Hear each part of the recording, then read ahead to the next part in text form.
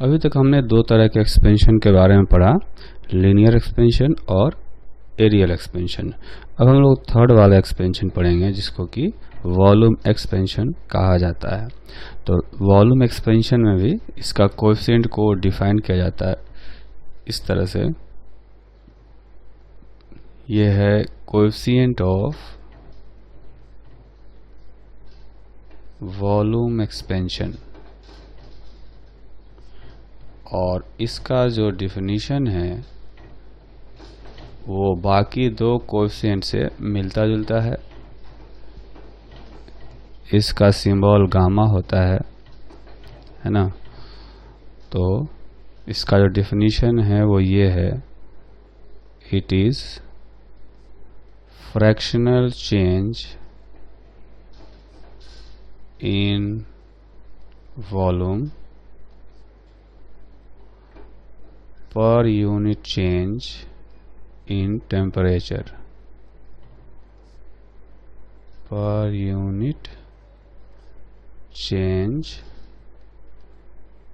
in temperature।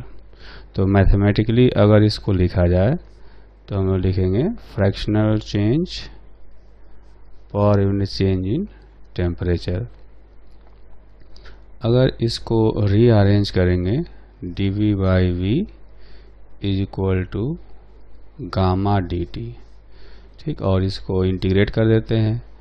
मान लेते हैं कि T1 टेम्परेचर पर वॉल्यूम था V1 और T2 टेम्परेचर पर वॉल्यूम था V2, ठीक है। तो टेम्परेचर T2 हो गया तो वॉल्यूम V2 हो गया। तो इंटीग्रेशन से यह आएगा log V2 by V1 is equal to gamma into T2 minus T1, ठीक। तो V2 minus V1 is equal to gamma, exponential आएगा e power gamma into T2 minus T1। और एक्सपोनेंशियल का जो एक्सपेंशन होता है उसको यूज करने के बाद ये आ जाएगा 1 plus gamma into T2 minus T1, ठीक है। तो यहाँ से V2 is equal to V1 1 plus gamma into T2 minus T1, ये रिलेशन आया। ये रिलेशन देखने में वैसा ही है जैसा कि लीनियर एक्सपेंशन और एरियल एक्सपेंशन में हमने पढ़ा था। कह सकते हैं where V1 is volume at temperature T1, V2 is volume at temperature T2, gamma should be given at temperature T1, ठीक है। तो ये रिलेशन आ गया यहाँ से। अब यहाँ देख सकते हैं कि जैसे ही वॉल्यूम चेंज होगा तो मटेरियल का डेंसिटी भी चेंज होता है।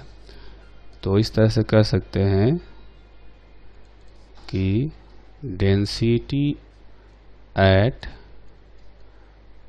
टेम्परेचर T1, इसको लिखेंगे ρ1 is equal to mass by V1, ठीक। ये हो गया एट टेम्परेचर T1, है ना।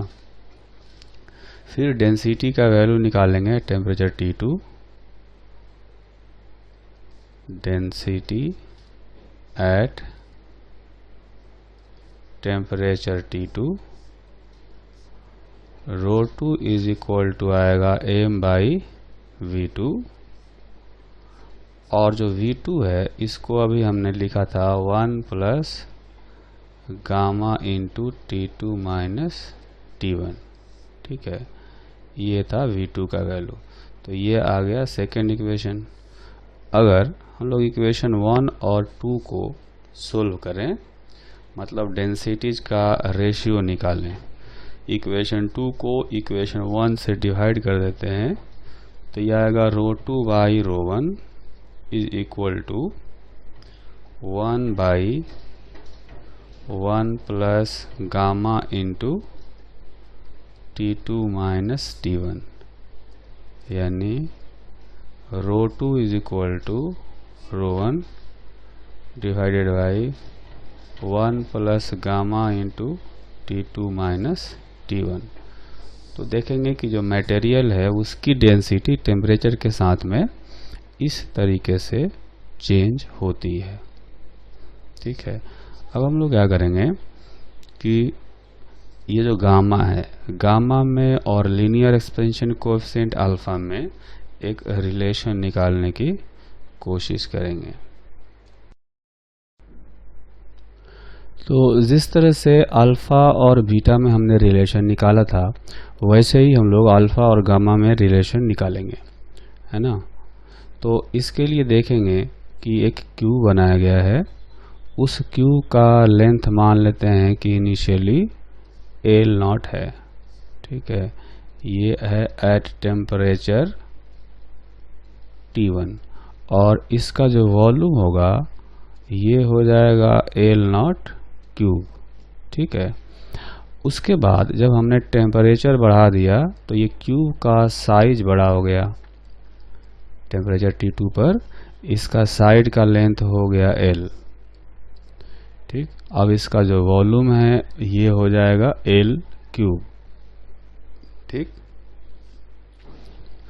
तो ये हम लोग ऐसा कर सकते हैं कि लीनियर एक्सपेंशन को पहले यूज करेंगे by using linear expansion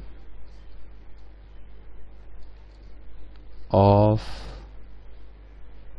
cube. तो इसका लेंथ जो है ये पहले था L0, बाद में हो गया L1 plus alpha into T2 minus T1।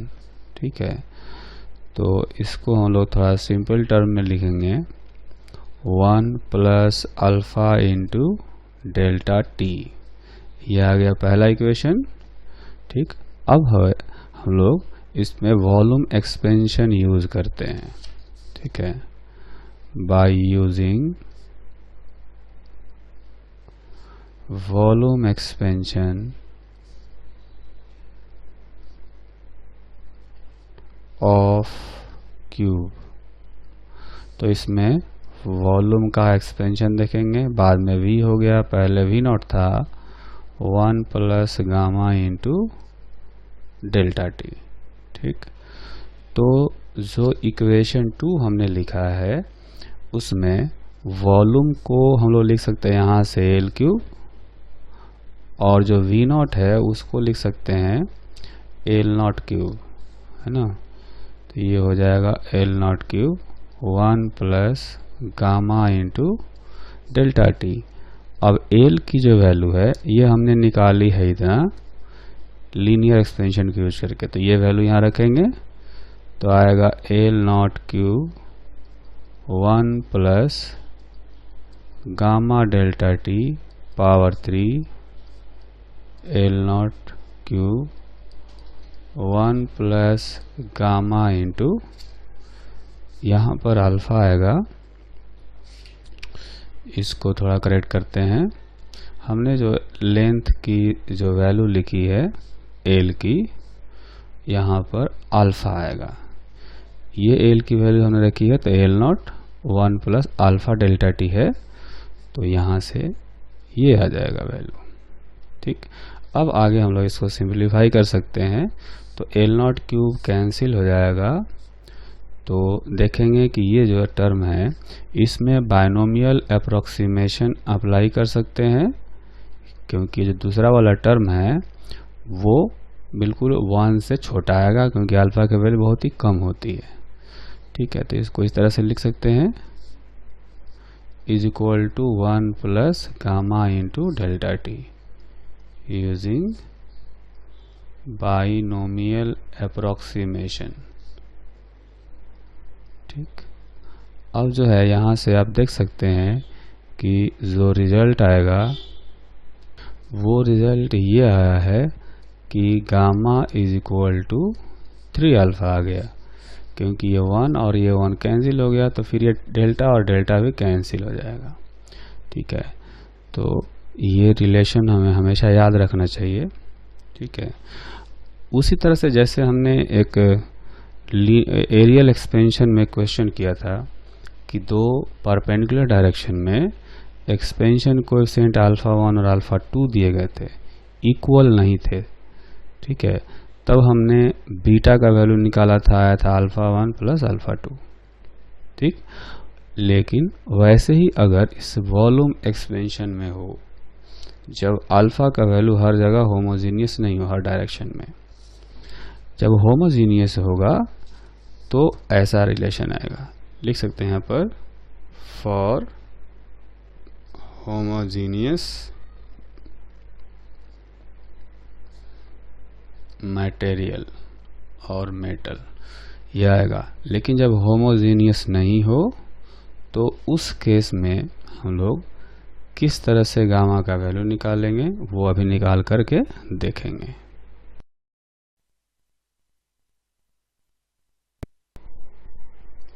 तो ये वाला क्वेश्चन करते हैं जिसमें एक्स डायरेक्शन में लीनियर एक्सपेंशन कोएफिशिएंट है अल्फा 1, वाई डायरेक्शन में लीनियर कोएफिशिएंट है अल्फा 2 और जेड डायरेक्शन में है अल्फा 3।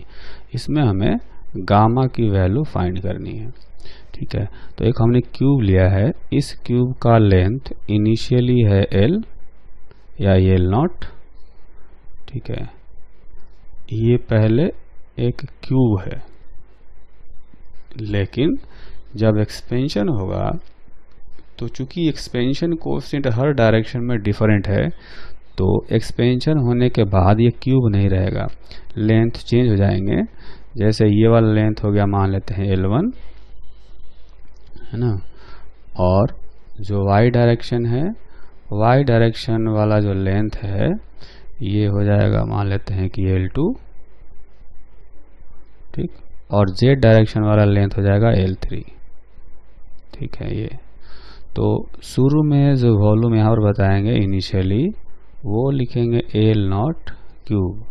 ये हो गया एट टेम्परेचर T1, और ये हो जाएगा eight temperature T2 greater than T1। यहाँ पर वॉल्यूम निकालना होगा तो लिखेंगे L1 into L2 into L3। ठीक है, तो इसमें हमें गामा का वैल्यू निकालना है। ठीक है, फाइंड गामा ऑफ क्यूब। तो पहले हम लोग लीनियर एक्सपेंशन यूज करेंगे bye linear expansion of cube. L1 को लिखेंगे L0 1 plus alpha 1 into delta T. उसी तरह से L2 को लिखेंगे, L2 जो कि y डायरेक्शन में लेंथ है, 1 plus alpha 2 into delta T, और L3 लिखेंगे L0 1 plus alpha 3 into delta T. ये हो गया लीनियर एक्सपेंशन यूज करने से। इसके बाद हम लोग क्या करेंगे, इसके बाद हम लोग वॉल्यूम एक्सपेंशन यूज करेंगे by volume expansion of cube. तो इसका वॉल्यूम फाइनली V लिखेंगे, इनिशियल V0 है 1 plus gamma into delta T. ठीक, तो V का जो वैल्यू है वो यहाँ से रखेंगे L1 L2 L3, और V0 का वैल्यू शुरू में था L0 क्यूब, तो ये हो जाएगा 1 plus gamma into delta T. तो इस एक्सप्रेशन को हम लोग सोल्व करेंगे। L1 का वैल्यू रखेंगे यहाँ से, L1 L2 L3 के वैल्यू ये तीनों सब्स्टिट्यूट करेंगे इस इक्वेशन में। तो L1 का वैल्यू आएगा L0 1 plus alpha 1 into delta T into L2 का जो वैल्यू है वो ये है L0 1 plus alpha 2 into delta T into L3 का वैल्यू है L0 1 plus alpha 3 into delta T is equal to L naught cube 1 plus gamma delta T. ठीक है, अब इनको अगर सिंप्लीफाई करें तो देखेंगे कि इसमें से एल नॉट क्यूब जो है वो दोनों साइड से कैंसिल हो जाएगा, L naught L naught L not और इधर का एल नॉट क्यूब। तो अगर इनको मल्टीप्लाई करेंगे तो आएगा 1 प्लस ये आएगा अल्फ़ा 1 इंटू, पहले तो ये आएगा alpha 1 plus alpha 2 plus alpha 3 into delta T plus उसके बाद आएगा अल्फ़ा 1 इंटू अल्फ़ा 2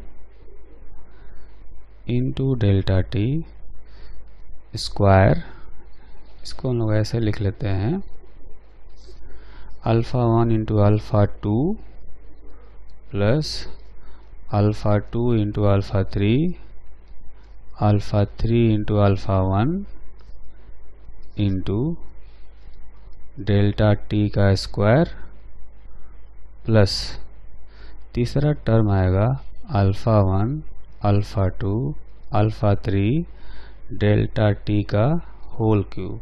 ठीक है, और राइट हैंड साइड में तो 1 प्लस गामा डेल्टा टी है। ठीक है, अब देखेंगे कि इसमें से हम लोग वैसे टर्म नेगलेक्ट कर सकते हैं जिनकी वैल्यू 1 से बहुत ही ज़्यादा छोटी हो। जैसे यहाँ पर 2 अल्फ़ा को मल्टीप्लाई किया गया है इनमें, तो ये टर्म बहुत छोटे होंगे। इसमें 3 अल्फ़ा को मल्टीप्लाई किया गया है तो ये बहुत ही छोटे होंगे। तो इनको हम लोग क्या करेंगे कि इनको नेगलेक्ट कर देंगे। ठीक है, इनको जब नेगलेक्ट कर देंगे तो यहाँ बचेगा 1 plus alpha 1 plus alpha 2 plus alpha 3 delta T is equal to 1 plus gamma into delta T. तो इसमें से 1 और 1 कैंसिल हो गया, डेल्टा टी और डेल्टा टी कैंसिल हो गया, तो गामा का वैल्यू आ गया alpha 1 plus alpha 2 plus alpha 3। ठीक है, और वही जब अल्फ़ा 1 अल्फ़ा 2 और अल्फ़ा 3 इक्वल हो जाएंगे तो gamma is equal to 3 alpha आ जाएगा, जो कि पहले हमने डिराइव किया था।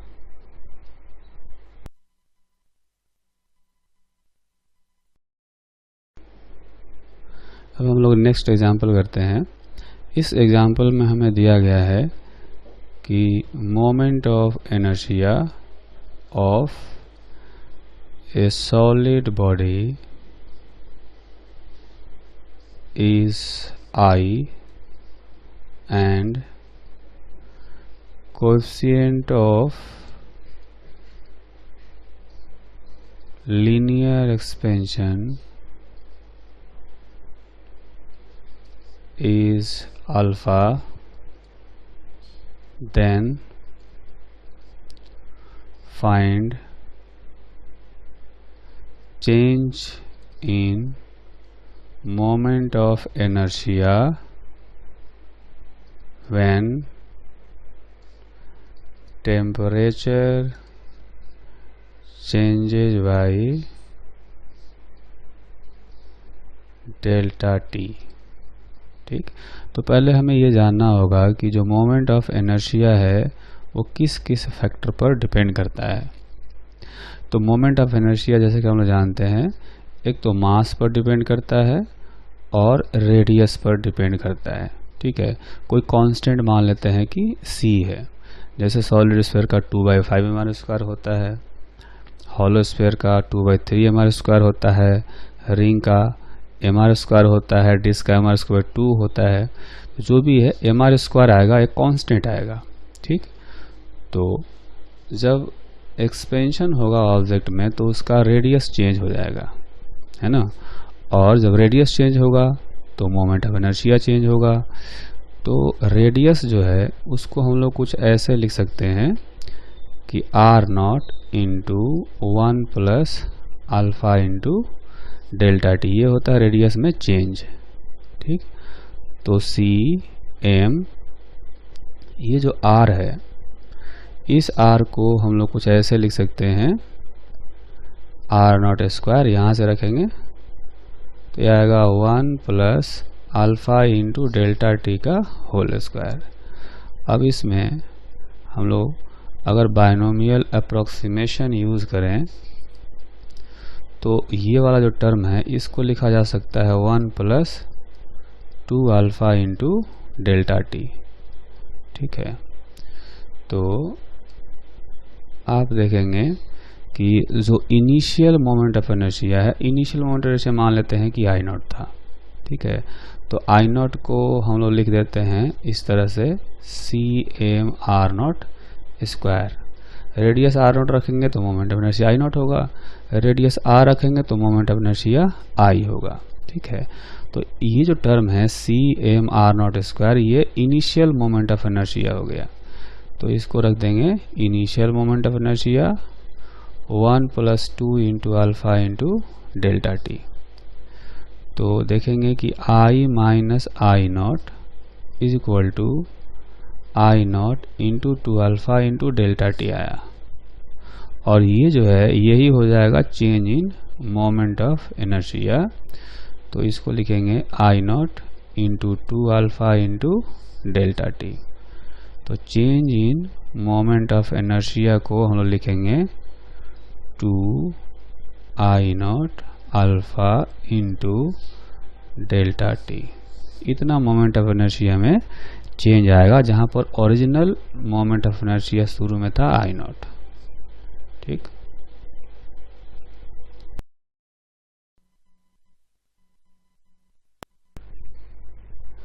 तो सॉलिड ऑब्जेक्ट के लिए 3 तरह का एक्सपेंशन हमने बताया था और तीनों हमने पढ़ लिया है।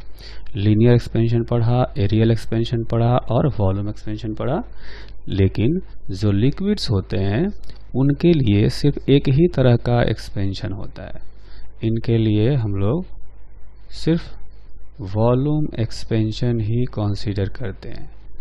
ठीक है, क्योंकि जो लिक्विड है उसका हम लोग लेंथ या एरिया कंसीडर नहीं करते, मानते हैं कि पूरा उसका सिर्फ वॉल्यूम है। ठीक, तो वॉल्यूम एक्सपेंशन की ही हम लोग बात करेंगे। अब उसको समझने के लिए हमने एक फिगर बनाया है। फिगर में देखेंगे कि यहाँ पर एक कंटेनर है। इस कंटेनर का जो कैपेसिटी है, जो वॉल्यूम है, वो है 20 लीटर, और इस कंटेनर के अंदर पूरा लिक्विड भरा गया है। तो 20 लीटर इसके अंदर लिक्विड भर दिया गया है, और यहाँ पर जो इनका टेम्परेचर है वो है T1। ठीक, अब इस कंटेनर को हमने हीट किया और कंटेनर का साथ में लिक्विड का टेम्परेचर हमने कर दिया T2, जो कि T1 से बड़ा है।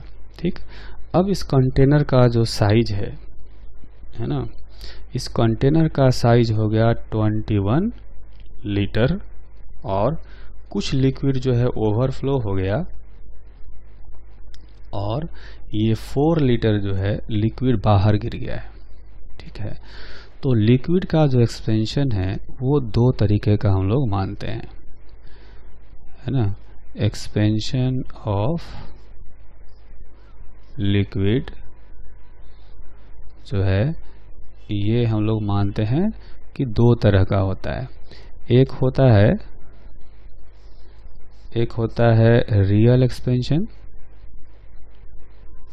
है ना, और दूसरा होता है अपरेंट एक्सपेंशन।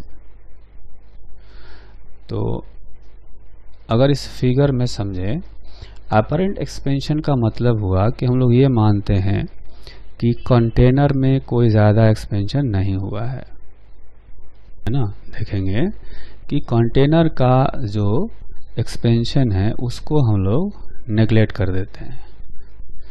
इसमें एक्सपेंशन ऑफ कंटेनर और वेसल इज नेग्लेक्टेड, और जो रियल एक्सपेंशन होता है उसमें कंटेनर या वेसल का एक्सपेंशन भी कंसीडर करते हैं। Expansion of container or vessel is also considered। ठीक है, तो जैसा कि यहाँ पर देखेंगे, इस जो फिगर हमने बनाया है और जो केस लिया है उसमें देखेंगे हमने कंटेनर में फूल भरा था 20 लीटर, और जब इसको हीट किया तो कंटेनर के बाहर 4 लीटर गिर गया। तो हम लोग माना कि कंटेनर में कोई एक्सपेंशन नहीं हुआ है, क्योंकि पहले पूरा भरा था, तो जितना बाहर गिरा है वही एक्सपेंशन है। तो अपरेंट एक्सपेंशन जो है वो है 4 litre.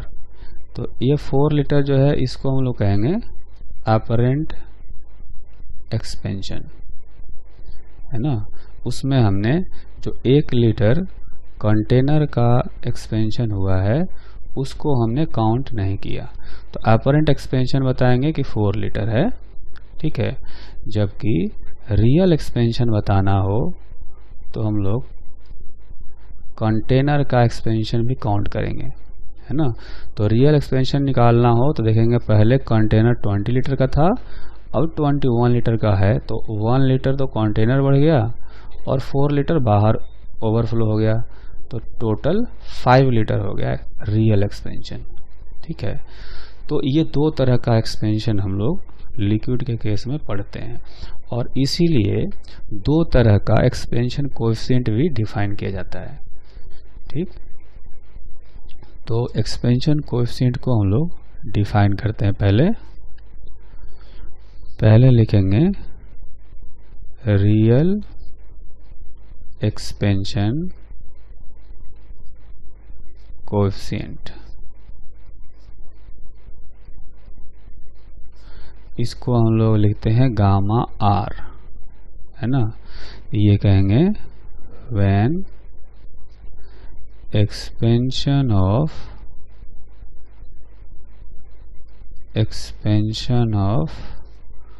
vessel or container is considered, ठीक। तो change in volume is equal to लिखते हैं gamma real into V into delta T, ठीक है। ये आएगा, ये कहाँ से आया, जैसा कि हम लोग लिखते हैं V2 is equal to V1 1 plus gamma delta T, ऐसे लिखते हैं। तो इसी में से आया है V2 minus V1 gamma into delta T, ठीक है। तो देखेंगे गामा जो है यहाँ पर हम लोग रियल रख रहे हैं, और V1 क्या है, वो इनिशियल वॉल्यूम है, ठीक। और delta T change in temperature हो गया, तो ये क्या हो गया, चेंज इन वॉल्यूम। ये डेल्टा वी आर लिखेंगे, ये हो गया एक्चुअल चेंज इन वॉल्यूम, ठीक। तो यहाँ पर जो डेल्टा वी आर है ये है रियल वॉल्यूम चेंज, ठीक है। तो रियल वॉल्यूम चेंज का मतलब हुआ कि जैसे इस, अगर हमें गामा रियल दिया हो, वॉल्यूम ओरिजिनल V पता हो और डेल्टा टी पता हो, तो निकालेंगे तो ये जो 5 लीटर बताएगा, है ना। इस क्वेश्चन में 5 लीटर आया है, तो ये डेल्टा VR का वैल्यू 5 लीटर बताएगा, है ना। उसी तरह से अगर हम बात करेंगे अपरेंट एक्सपेंशन कोएफिशिएंट की, है ना, तो अपरेंट एक्सपेंशन कोएफिशिएंट, इसको हम लोग सिंबल देते हैं गामा ए, गामा अपरेंट, ठीक है। व्हेन एक्सपेंशन ऑफ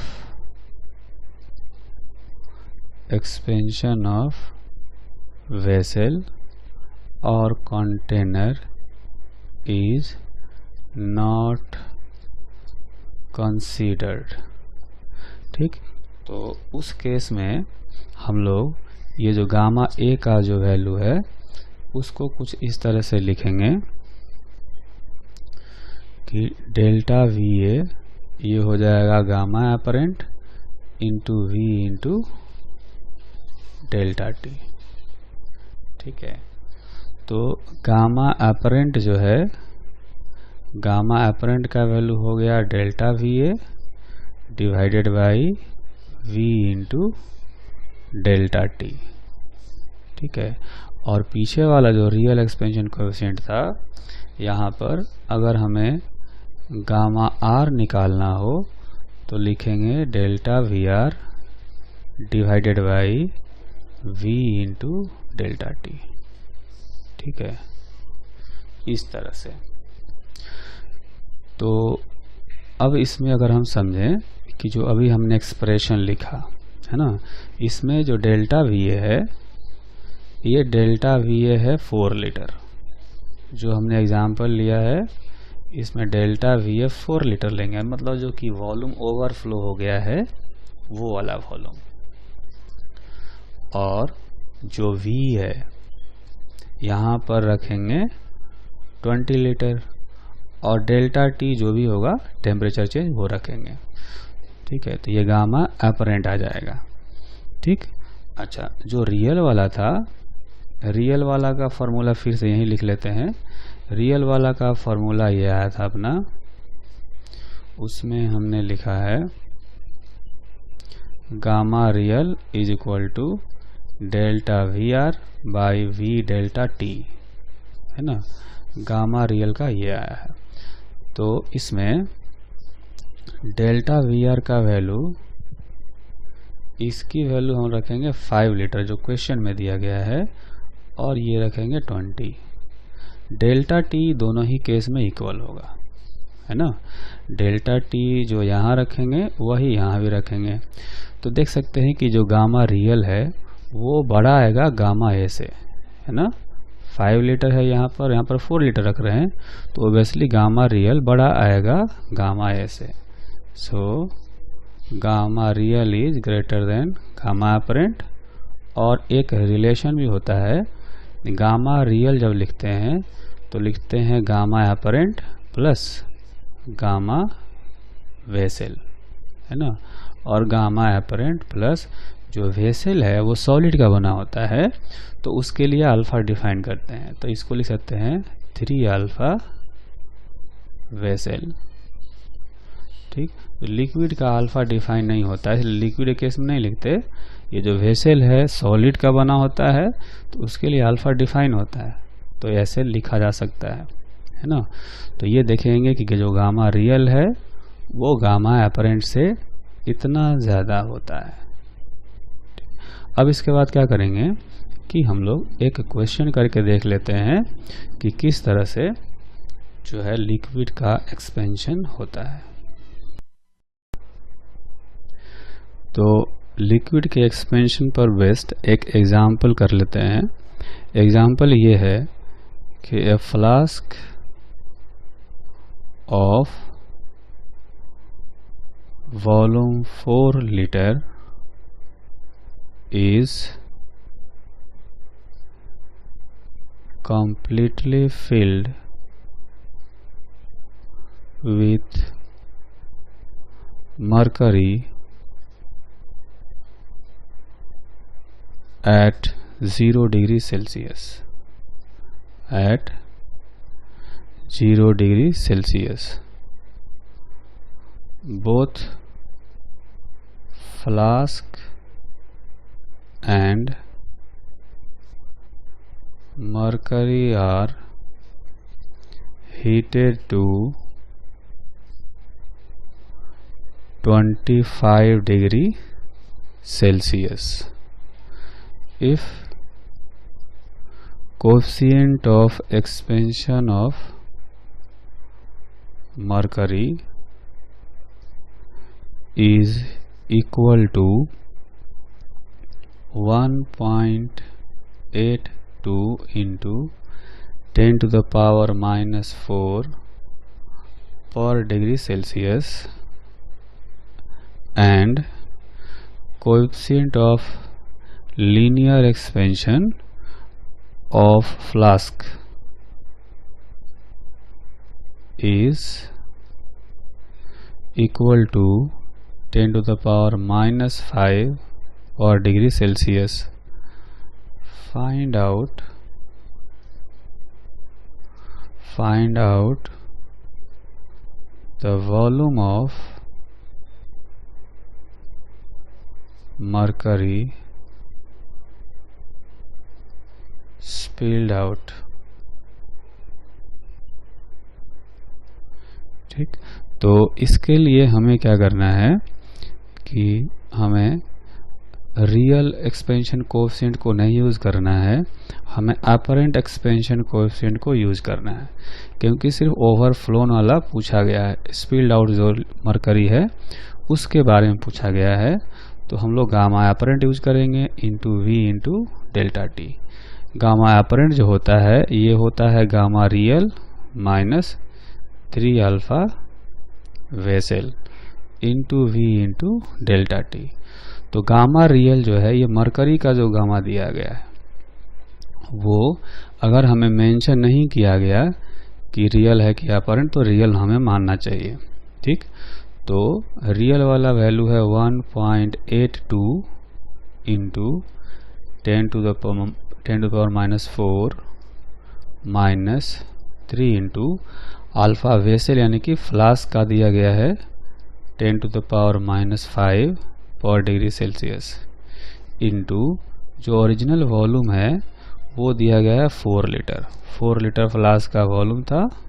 ठीक, और जो टेम्परेचर चेंज है वो है 25 - 0, क्योंकि पहले 0 डिग्री सेल्सियस पर था, फिर बाद में 25 डिग्री सेल्सियस तक इसको हीट किया गया है ना। तो ये जो वैल्यू आएगा ये आ जाएगा